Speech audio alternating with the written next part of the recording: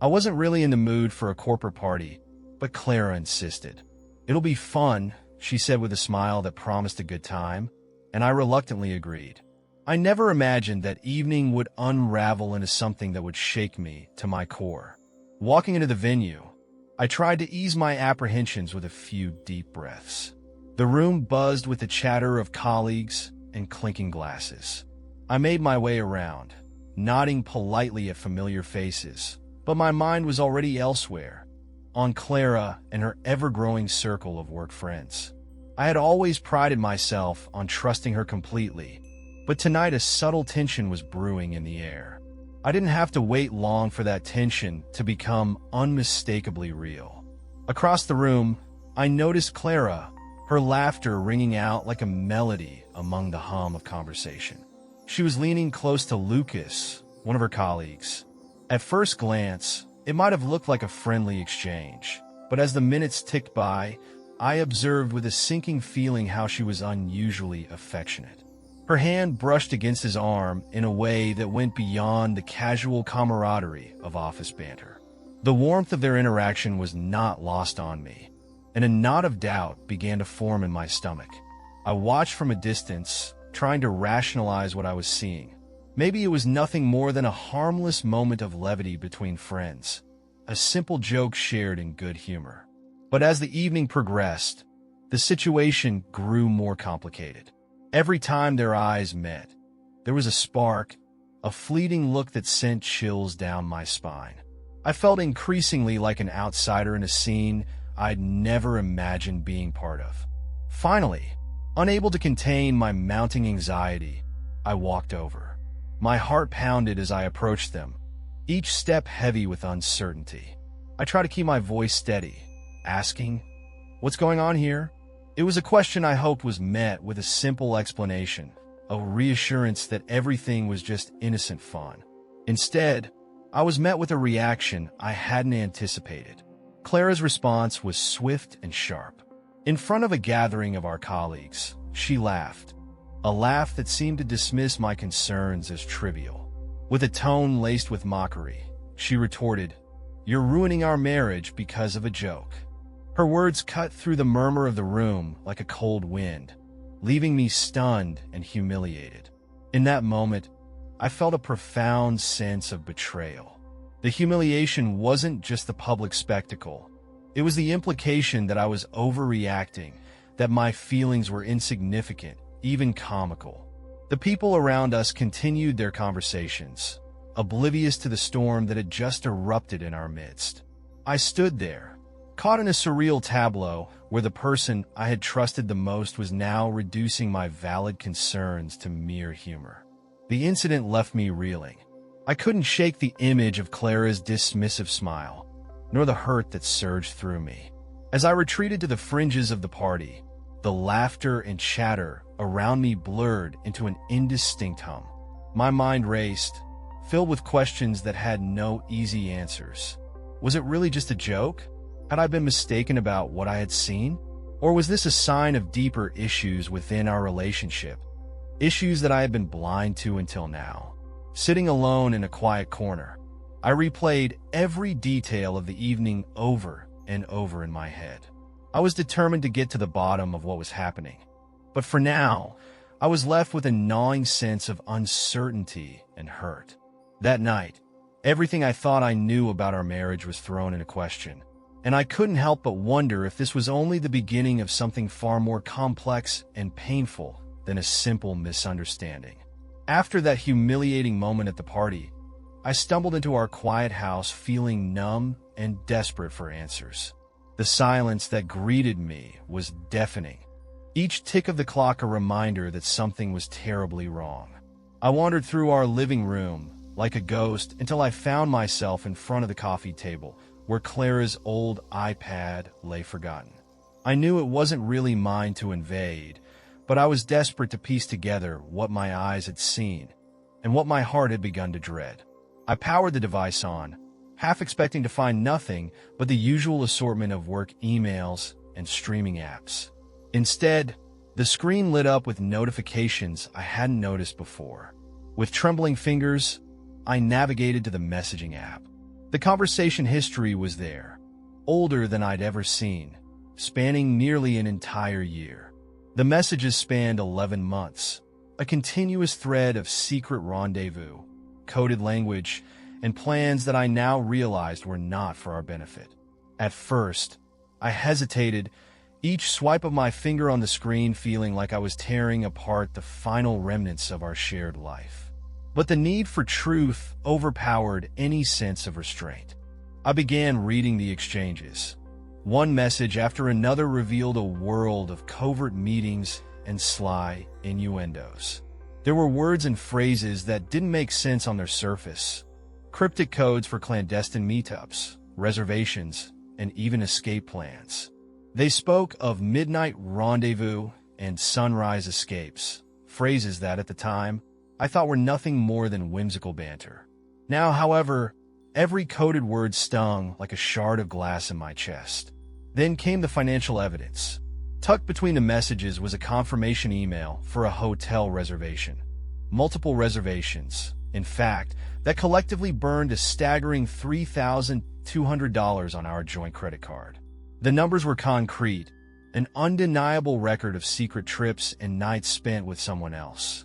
I stared at the amount, my mind whirling with disbelief and betrayal. How could I have been so blind to this? Every expense we had shared, every plan we had made together, now twisted into a painful reminder of her duplicity. As I scrolled further, the tone of the messages shifted from secretive planning to overt derision. There were entries where she mocked my attempts to salvage our relationship, each word dripping with contempt. In one message, she casually recounted a moment when I had pleaded to hold on to something that was clearly slipping away. She ridiculed my genuine concern, making me feel like a fool who had been too invested in a relationship that was never as secure as I had believed. Her words were like a scalpel, precise and unyielding, cutting through every ounce of hope I had left. The shock of it all was compounded by the fact that these messages weren't just casual, fleeting conversations. They were methodically planned, as if each secret meeting was another nail in the coffin of our marriage. And yet, there was an almost disturbing level of detachment in the way she talked about everything, as if our past shared years were mere chapters in a book she was now bored of reading. I could hardly believe that the woman I thought I knew so well was capable of orchestrating such a long-term deception. Every line I read made the room feel colder, the silence louder. I felt a deep, gnawing emptiness where trust and love once resided. The betrayal was not just in the act itself, but in the cruelty of her words, her laughter at my expense, and messages that were meant to be secret. I began to wonder how much of my entire life had been built on illusions, each revelation chipping away at the foundation of who I thought I was. At one point, I found a particularly chilling message. It wasn't about arranging another meeting or discussing finances. It was a note where she described, with unsettling clarity, how my attempts at saving our marriage were laughable. The casual cruelty of it all made my hands shake uncontrollably. I read it over and over, as if by sheer will I could somehow rewrite the hurtful narrative. But the words remained, a permanent scar etched in digital ink, a stark reminder of my perceived inadequacy in her eyes. In that moment, I realized that I wasn't just facing an affair. I was facing a calculated dismantling of everything we once had. The evidence was irrefutable. It was as if she had built an alternate life right under my nose, one filled with secret meetings and hidden laughs, all at the cost of our shared dreams. My heart raced, and a cold dread began to seep into every corner of my mind. The messages painted a portrait of a woman who was not just unfaithful, but delightfully, mercilessly so. I sat there, the glowing screen my only companion in the darkness, and let the magnitude of it all sink in. Each piece of evidence was like a puzzle piece fitting together into a horrifying picture. A picture that showed a betrayal spanning nearly a year, full of coded secrets and extravagant deceptions. I couldn't help but feel that this was only the beginning of a much larger, more complicated web of lies. In the quiet aftermath of my discovery, I made a silent vow. I would not let this betrayal define the rest of my life. But as the evidence loomed large before me, the path forward was shrouded in uncertainty. I was now trapped in a limbo of anger, heartbreak, and confusion, forced to confront the painful truth that nothing was as it seemed. As I closed the iPad, the reality of the situation weighed heavily on my soul. The calm of our home had been shattered, replaced by the echoing silence of a life that had been meticulously constructed on lies. And now, as I sat in that stark, empty room, I realized that everything I had believed in, the trust, the love, the promise of forever, was gone, replaced by the bitter residue of betrayal and the haunting question, how do I rebuild when the very foundation has crumbled? The morning after the party, I woke to a heavy silence that pressed down on me like a physical weight. Sleep had been a distant memory since I discovered the damning messages.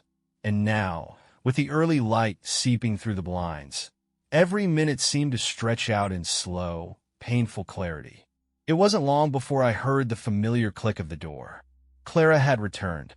The moment her footsteps echoed in the hallway, I knew there was no escaping the confrontation. As she stepped into the living room, she immediately launched into her rehearsed excuse that she'd spent the night at her sister's. Her tone was even and unruffled, as if reciting a line from a script I'd heard a dozen times before. I stared at her, my face an unreadable mask, while every instinct in me screamed that something was terribly wrong. I let the silence linger for a moment before responding. "How's your sister?" I asked, my voice as calm and cold as ice.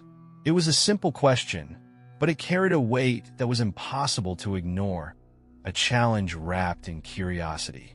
I needed to see if her story would falter under even the slightest scrutiny. Her eyes flickered with something like uncertainty, but before she could offer any further explanation, I took out my phone.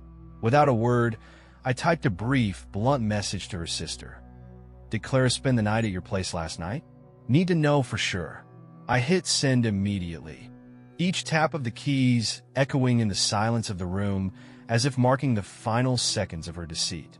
For what felt like an eternity, we both sat in that charged silence. Clara's eyes, wide with a dawning panic, shifted nervously as she tried to maintain her composure. I, on the other hand, remained fixed in my resolve, the evidence of her betrayal already weighing heavily on my mind. Then, almost as if the universe decided to end the charade, her phone buzzed. I watched as Clara's hand trembled while she glanced at it, the color draining from her face. The message was unmistakable, a curt, clear reply from her sister. No, Clara wasn't here last night. She was with someone else. In that single moment, the carefully constructed lie shattered completely. I could see the panic radiate from her as the truth unfolded before her eyes. Her mouth opened, perhaps in an attempt to form an explanation, but nothing coherent emerged. Instead, a raw, desperate fear took over, replacing the cool facade she'd tried so hard to maintain. I met her gaze steadily, each second of silence between us speaking volumes. "So it turns out you weren't at your sister's after all?" I said evenly, each word deliberate and measured. My tone was void of anger, but it was filled with an icy finality that made it abundantly clear. I had no patience for further deceit. Clara's panic deepened. The lie, once a flimsy shield against the truth, now lay bare before us both. She fumbled for words, her voice reducing to a series of disjointed murmurs that failed to hide the truth any longer. There was no twisting the facts, no plausible excuse that could cover up the evidence of 11 months of secret messages and the extravagant hotel bills splashed across our joint credit card. I stood there, absorbing the gravity of the situation. The crisp morning air, which had earlier seemed to promise a fresh start, now felt like a cold reminder of the betrayal that had infiltrated every corner of our lives. I couldn't let her panic be the end of this conversation. It was only the beginning of a reckoning that would force every lie into the light. Her eyes darted around the room, searching for an escape or a patch-up line that would somehow erase the truth. But there was no escape. The truth was already out, and I was done playing the role of the unsuspecting husband. Every secret message, every coded word that I had discovered on that old iPad now converged in this moment of undeniable exposure. As the weight of her betrayal settled between us, I realized that this confrontation was not just about a single lie. It was the culmination of months of deception, a calculated series of actions that had led us to this point. And as I looked in her eyes, I saw not the woman I had once known and loved, but a stranger whose carefully crafted web of lies had unraveled under the harsh light of truth. There was a finality in her silence that I hadn't expected, a resignation that spoke louder than any words could. I took a deep breath, feeling the cool morning air fill my lungs, and prepared myself for whatever came next. The mask of normality was gone, and in its place stood the raw, unfiltered reality of our broken trust. In that moment, the facade of our marriage crumbled entirely. I knew that nothing could undo the damage, that the truth was a wound that would take a long time to heal. And as I stood there, watching Clara's panicked eyes and stifled protests, I understood that our lives had irreversibly changed. The morning had brought not renewal, but a bitter clarity that would shape the rest of my days. A clarity that left me with nothing but the cold, unyielding truth of betrayal. Clara's eyes flashed with a desperate kind of anger as she tried to flip the narrative. "You know what, Jack?" she began, her voice strained yet forceful. "You're the one who doesn't trust me. This constant questioning, this need to know every little detail. It's exactly what distrust looks like." Her tone was as if she were lecturing me, as if my concerns were nothing more than the insecurities of a jealous husband. I could barely contain a bitter laugh. "Distrust?" I echoed, the word tasting like irony on my tongue. "Really, Clara?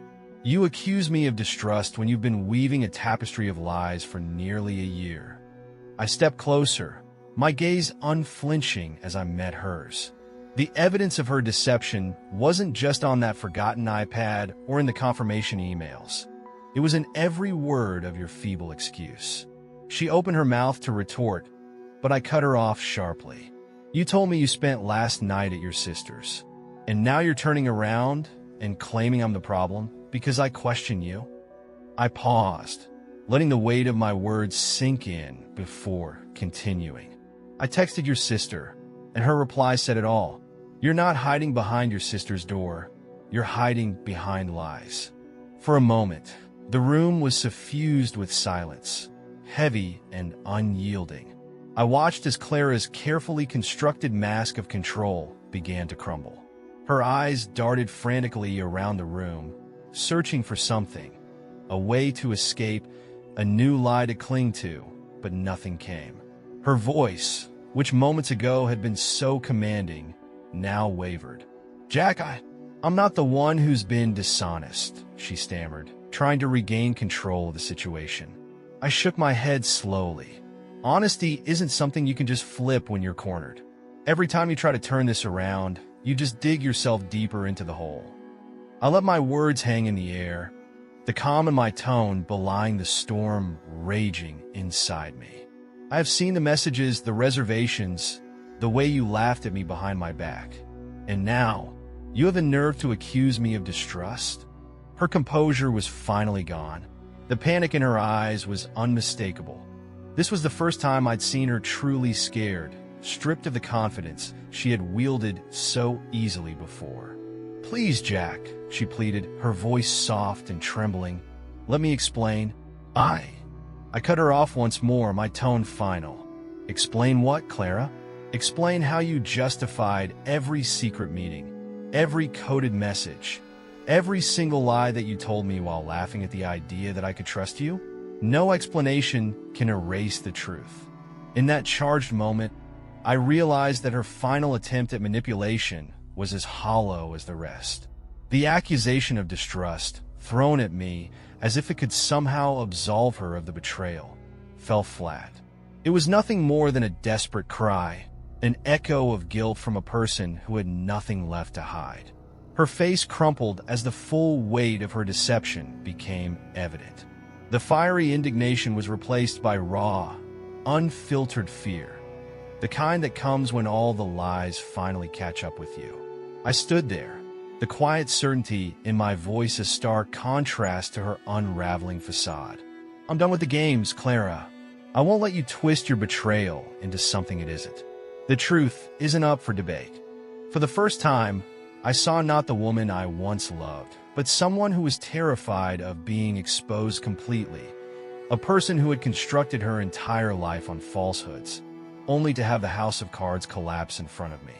And as she stood there, her eyes wide and unblinking with fear, I knew that nothing she could say now would change the undeniable reality. The final manipulation had failed. Her accusations of distrust, meant to deflect the undeniable proof of her lies, only served to highlight her desperation. In that moment, every secret, every hidden message, every unfaithful rendezvous was laid bare between us. And as the silence stretched on, it was clear that the truth had finally won, and there was no turning back. I spent the next hour moving mechanically through the silent, empty rooms of what used to be our home. With each item I packed into a box, a few personal mementos, some clothes, the remnants of our shared life. I felt the weight of every unspoken betrayal lift off my shoulders, replaced by a cold clarity. Clara's attempts to sway me with desperate words and tearful pleas were drowned out by the sound of my own resolve. She tried once more to twist the situation around. "Jack, please, you have to trust me," she pleaded, her voice cracking as she reached out with trembling hands. I couldn't meet her eyes, not anymore. The image of the secret messages and the hotel bills burned too vividly in my mind to allow for any more of her manipulations. I continued to methodically pack my things, deliberately ignoring every plea for forgiveness, every desperate attempt to reclaim the narrative. As I folded a faded sweater, one that had once been a symbol of our intimacy, I looked up at her, my voice steady and devoid of the emotion that had once defined our conversations. "Clara, you never loved me," I said. The words cut through the charged silence like a blade, leaving no room for counterarguments. All this, the lies, the coded messages, your rehearsed excuses, were never about us. They were about keeping you in control, and now I see clearly that you never cared about what we had. Her eyes widened in a mix of shock and something that resembled genuine fear. For the first time, I saw her panic, raw and unfiltered, a stark contrast to the calculated indifference she'd maintained until now. But there was no time for pity. Each moment of hesitation only confirmed the truth I had already seen. The woman who had once claimed to love me was nothing more than a master of deception. I continued to pack, my movements now carrying an edge of finality. With every piece of our shared past I put away, I was dismantling the foundation of the life we had built together. The memories, once a comfort, now felt like shackles that I needed to break free from. I made sure that nothing I touched would ever be mistaken for a second chance. This was the end, a definitive break from the cycle of lies and manipulation. Before I left, I paused in the doorway, turning slowly to face her one final time. My voice was low and measured, but every word was weighted with unyielding resolve. "And one last thing," I said, fixing her with a gaze that brooked no argument. "I'm going to tell Melissa everything." I paused just long enough for the gravity of my words to settle. "I'll let her know about the secret messages, the hotel reservations, every calculated lie you've told me. Lucas's wife deserves to know exactly how you betrayed all of us." The room seemed to shrink around us as I delivered the final blow of truth. The thought of exposing her deceit to Melissa wasn't just about retribution. It was about ensuring that no one else would suffer from your carefully concealed duplicity. It wasn't vengeance for its own sake. but a necessary reckoning for the lives you tainted with your betrayal. Clara's eyes darted between mine and the scattered remnants of the life we once shared.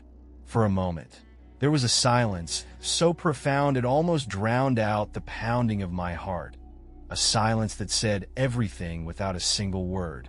I heard her stifled sobs and saw her futile attempts to form any excuse that might justify what had happened, but I refused to let them disturb the finality of my decision. I had long ago stopped hoping for an apology that might mend the cracks in our shattered trust. The truth, with all its painful clarity, was irreversible, and as I stepped away, leaving behind the ghost of our once happy home, I knew that my future, though now uncertain, would at least be built on honesty rather than the lies that had defined our past.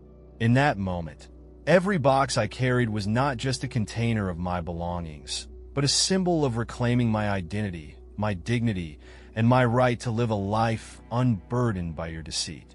I walked out into the crisp air, each step taking me further away from the person I once knew and closer to a future where the truth would no longer be hidden, and where justice, even if it meant exposing every dark secret to those who deserved to know, would finally prevail.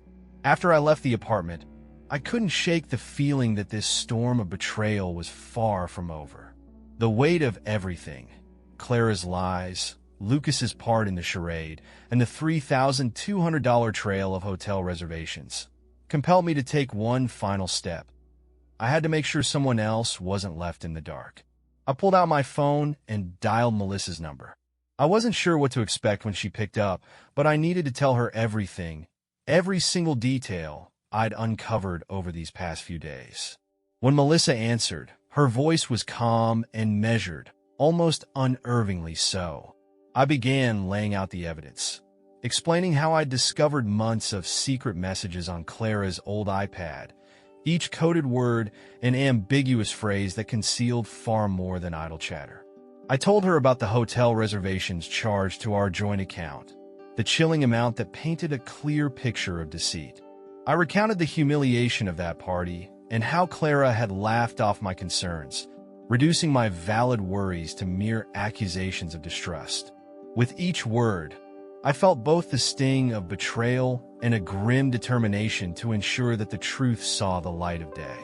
Melissa listened in silence, her responses sparse, but filled with a quiet resolve. When I finished, there wasn't a trace of tears or overt anguish in her voice, only a cold, calculated promise. "Thank you for telling me, Jack," she said, and I could hear an undercurrent of controlled fury.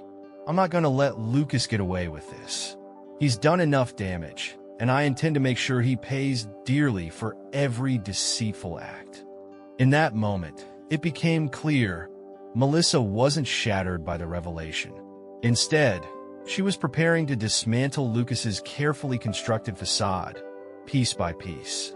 The conversation left me with a strange mix of relief and foreboding. I knew that while my own path had taken a turn into irrevocable change, Melissa's resolve promised that the fallout would extend even further. With that chilling thought in mind, I turned around and headed back home, still reeling from the enormity of what had been set in motion. As I pushed open the door to our apartment, I was immediately met with a chaotic scene. The usually hushed atmosphere of the place was now punctuated by a sharp, panicked voice. I froze in the doorway, straining to identify the source. It wasn't long before I recognized the frantic tone. It was Clara. I crept down the hall, each step slow and deliberate, until I reached the living room. There, illuminated by the harsh glow of a phone screen, she was standing in a corner, clutching Lucas's phone with white-knuckled desperation. Her voice was raw and unsteady as she screamed into the receiver, a refrain of terror that cut through the silence. "Melissa knows. Melissa knows." The words repeated in a maddening loop, each utterance louder and more desperate than the last. In that moment, the full magnitude of the chain reaction hit me. Clara, who had once wielded her manipulation like a weapon, was now reduced to frantic panic. The very lie she had spun about spending the night at her sister's had not only been exposed, but had also ignited a reaction that threatened to engulf everyone involved. I stood silently in the doorway, watching as the scene unfolded like a train wreck in slow motion. Her eyes were wide with fear, and I could see the cracks in the carefully maintained mask of confidence that had characterized her before. Now every ounce of control was slipping away, replaced by raw, unfiltered panic. The echoes of her frantic cries filled the room, each repetition of "Melissa knows" serving as a harbinger of the impending reckoning for Lucas and for her. In that charged atmosphere, every lie and betrayal we had endured seemed to converge into a single, unstoppable moment of truth. Melissa, with her steely resolve, was now on the offensive, and the dominoes had begun to fall. Lucas's complicity in all of this was about to be exposed, and Clara's desperate outbursts only confirmed that there was no escaping the consequences of her deception. It was as if the entire chain of betrayals was linked together, each revelation triggering the next, until the whole structure of lies came crashing down. I couldn't help but feel a grim satisfaction mixed with a bitter sense of loss. The truth, long buried under layers of carefully crafted manipulation, was now free, set to wreak havoc in ways that none of us could have foreseen. Every secret message, every stolen moment, every financial misstep was converging into a cascade of retribution. The promise in Melissa's measured voice was now a looming threat. Lucas would face the full brunt of his actions, and nothing, not even Clara's desperate cries, could stop it. As I stood there, caught between the remnants of a shattered past and the uncertain fallout of a future built on undeniable truth, I realized that nothing would ever be the same again. The chain reaction had begun, and there was no turning back. In the midst of Clara's panicked exclamations, I understood that the real reckoning was just starting, a reckoning that would expose every lie, hold every betrayer accountable, and ultimately force us all to confront the irreversible consequences of our actions. With the weight of the unfolding drama heavy on my shoulders, I stepped away from the scene, knowing that the cascade of events would soon reshape the lives of everyone involved. The silence that followed her frantic shouts was not a reprieve, but the ominous calm before the final storm, a storm that promised to wash away the remnants of deceit, leaving only the stark, unvarnished truth behind. I remember that moment as if it were etched into every fiber of my being, the final, irrevocable collapse of a carefully constructed facade.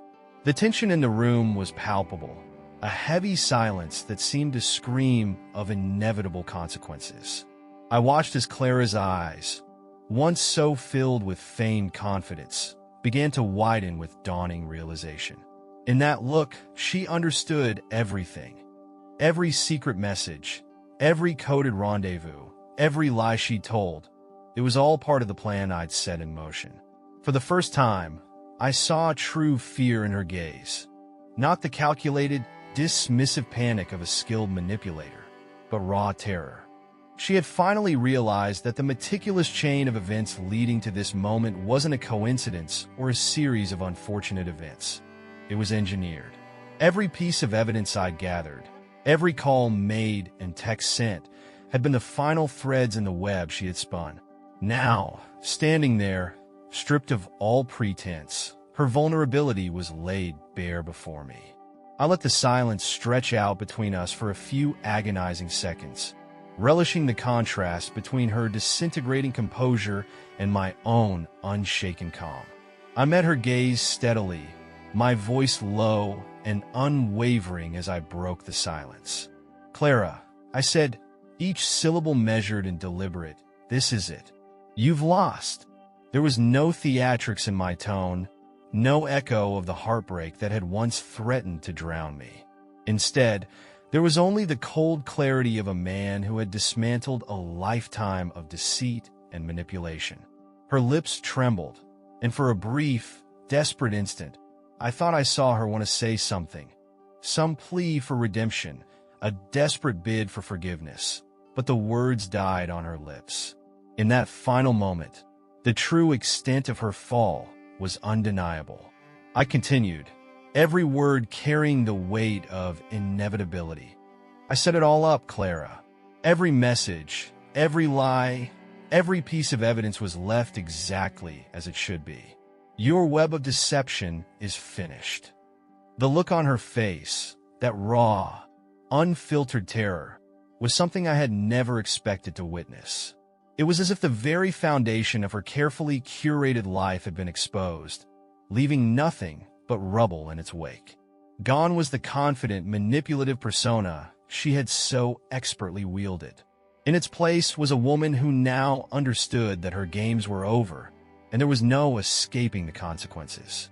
I stood there, my gaze locked onto hers, each second of silence reinforcing the finality of it all. There's no coming back from this, I said quietly. You built your entire life on lies, and now, the truth has finally caught up with you. You're done. The calm in my voice wasn't born of cruelty. It was the inevitable resolution of a painful chapter coming to a close. I wasn't angry. I was simply accepting the consequences of our actions. In that charged moment, as I saw her truly scared for the first time, I knew that every piece of our shattered past had led to this point. The battle for control, the desperate manipulations, and the cascade of betrayals had all culminated in her final fall. I turned away slowly, leaving her with nothing but the echo of her own downfall and the undeniable truth that she had orchestrated her own demise. Walking away, I felt a strange liberation, a weight lifted from my soul. The final act was complete. Clara's world, built on a foundation of lies, had crumbled utterly. And as I stepped into the uncertain light of what lay ahead, I carried with me the quiet certainty that in the end, the truth was the only force strong enough to bring down the mightiest of facades.